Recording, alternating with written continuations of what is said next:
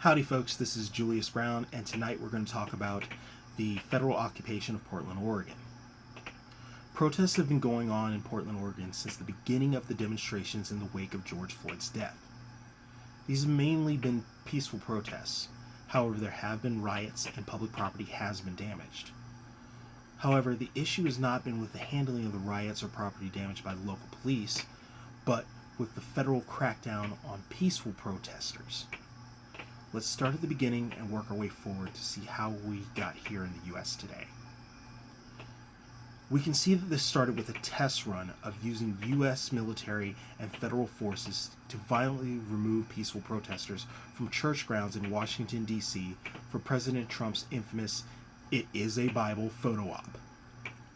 Just after stating that he was on the side of peaceful protesters, President Trump directed armed federal forces to violently assault church officials, members of the press, and peaceful protesters to clear them off of church grounds so that he could have a photo op. Now, this was not the beginning of President Trump's fascist rhetoric, but it was the beginning of his personal fascist crusade.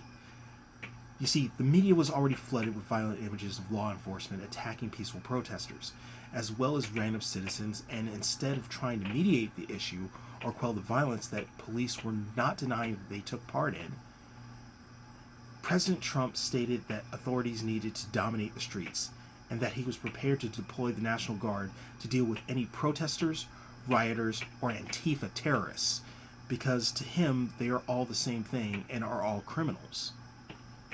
Now, during all of this, the age-old debate about the presence of Confederate statues came back to the forefront, and President Trump sided with the celebration of the Confederacy by stating that the left is trying to rewrite the great history of America, that anyone trying to tear down these statues is an anarchist, and even ordered justice officials to arrest anyone who vandalized or destroys any monument, statue, or other such federal property in the U.S. with up to 10 years in prison, per the Veterans Memorial Preservation Act, or any such other law that may be pertinent. Now, this led to President Trump signing an executive order that also established the Protecting American Communities Task Force, or PACT for short. Now, this organization is composed of federal agents from various agencies, such as the Federal Protective Service, U.S. Secret Service, Immigration and Customs Enforcement, Customs and Border Protection, and the Transportation Security Administration. They are all now under the authority of the Department of Homeland Security and its acting secretary, Chad Wolf. PACT deployed troops into Portland, Oregon, Seattle, Washington, and Washington, D.C., and began federal occupation of all three cities. Their directive was to quell any civil unrest which was left undefined, which gave them a very broad authority.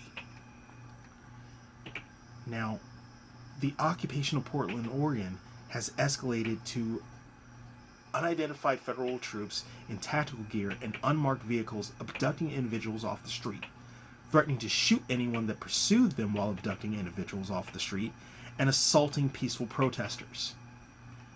Now, this included a 53-year-old Navy veteran who didn't believe the rumors of federal forces assaulting protesters. He went to a protest and observed these acts firsthand, and still in disbelief, approached the federal troops, identified himself, and asked them to honor their oaths. They in turn assaulted him by shoving him backwards, beating him with a baton, and spraying him with a chemical agent. This assault broke his arm in 2 places, and he was on their side. He was advocating for them. Now, the federal forces have been asked to leave Portland, as their presence and tactics there are illegal/unconstitutional and unasked for. The governor nor local officials have asked for their assistance. Federal troops must be invited into a state unless certain events have happened or certain criteria has already been met or is in effect. None of the events such as insurrection, epidemic, or natural disaster have occurred. We are in the middle of a pandemic, but for federal troop deployment, it has to be an epidemic. On Friday, July 17th, Oregon Attorney General Elaine Rosenbaum said that the state Justice Department was filing a lawsuit against federal government over the detention of protesters without probable cause. These abductions are illegal. The occupation of Portland, Oregon is illegal. We have unidentified federal troops literally snatching citizens off the streets. And right now, the federal government is backing them. Welcome to the beginning of Trump's fascist regime. We'll talk more later. Good journey, folks.